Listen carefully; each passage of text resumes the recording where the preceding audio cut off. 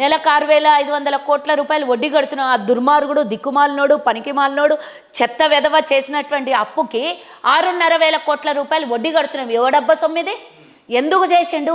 సంవత్సరాల కాలంగా కాంగ్రెస్ పార్టీ ఏం అప్పులు చేయలేదా? ఇది ఎన్నో నెల? మేము వచ్చి 16 నెలలు అయింది. అవును. 16 నెలలు ఇను ఏం క్వశ్చన్స్ వేస్తావు, ఆన్సర్ ఇనడానికి పూర్తిగా ఓపిక లేదా? 10 ఏళ్ళు పరిపాలించిన బీఆర్ఎస్ పార్టీ 4.5 లక్షల కోట్లు అప్పు చేస్తే తప్పలేదు.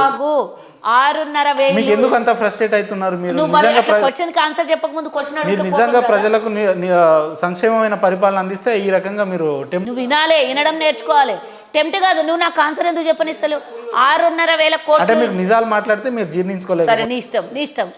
6,500 ఇంటూ 16 నెలలే ఎంత అవుతుంది? అస్సల్లో నుంచి 22,000 కోట్ల రూపాయలు రుణం కూడా తీర్చేసినాం. మరి ఇవన్నీ ఎవరు చేసిందంట? ఎవరు చేసింది? కేసీఆర్ గతంలో ఏమన్నా అప్పులు చేసిన అప్పుల గురించి చెప్పండి మేడం.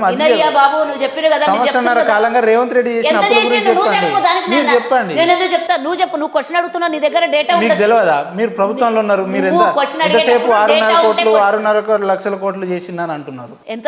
5 లక్షల కోట్లు చేసినాం, 10 లక్షల కోట్లు చేసినామా, 20 లక్షల కోట్లు? చెప్పు నాకు.